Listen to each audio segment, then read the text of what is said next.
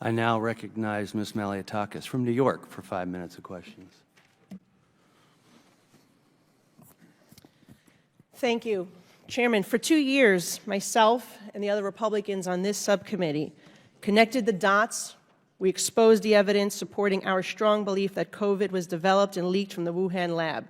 And during those same 2 years, the same Democrats that sit on this committee, they only hindered, they obstructed, they refused to hold hearings and get to the truth. Now we see mounting evidence supporting the COVID-19 originated from the lab in Wuhan, China, run by the Communist Chinese Party. And this hearing is about getting to the truth. I thank the chairman for making this the very first hearing, because the American people who have seen just as many fellow Americans die from COVID, as nearly as many die from COVID, that died in every war since the American Revolution combined, deserve to know the truth. Dr. Redfield, you pointed to the lab leak theory even before we did. In mid-January of 2020, you expressed concerns to Dr. Fauci, to Jeremy Farrar of UK's Wellcome Trust, and to Dr. Tedros of World Health Organization that, quote, we had to take the lab leak hypothesis with extreme seriousness. And you urged Dr. Fauci to investigate both the lab and the natural hypotheses. Shortly thereafter, on February 1st, Farrar convened a meeting of a group of 11 top scientists across 5 time zones and asked Dr. Fauci to join, and he wrote, quote, my preference is to keep this group really tight. Obviously, ask everyone to treat in total confidence, unquote. Dr. Redfield, you were excluded from this call, but up until then, you had been on you were included in every other conversation. What changed? Why do you think that you were excluded from these conversations? Thank you very much. I think just to emphasize, in early to mid-January, I did have multiple calls with Fauci, Farrar, and Tedros about how important I thought it was that science get engaged in aggressively pursuing both hypotheses. I also expressed, as a clinical virologist, that I felt it was not scientifically plausible that this virus went from a bat to humans and became one of the most infectious viruses that we have for humans.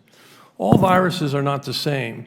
So when you look at coronaviruses, for SARS and MERS, for example, when they entered the human species, which they did via an intermediate, they never learned how to go human to human. Even to this day, they don't know how to go human to human. So you can't equate Ebola with a coronavirus. Now, why do you think you were excluded from those calls? Because it was told to me that they wanted a single narrative and that I obviously had a different point of view. Okay. In emails following the conference call, 4 of the 11 scientists told Fauci that they all found the genetic sequence inconsistent with expectations from evolutionary theory, basically what you're saying. However, just 3 days later, these 4 scientists had drafted a paper arguing the exact opposite, and that's now the infamous proximal origin of SARS-CoV-2.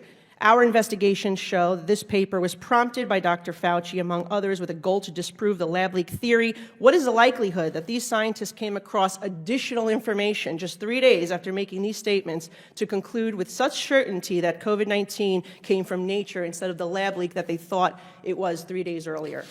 Yeah, I think it's unfortunate. Again, I've said this before, that this whole approach that was taken on February 1st, and subsequently in the month of February, if you really want to be truthful, it's antithetical to science.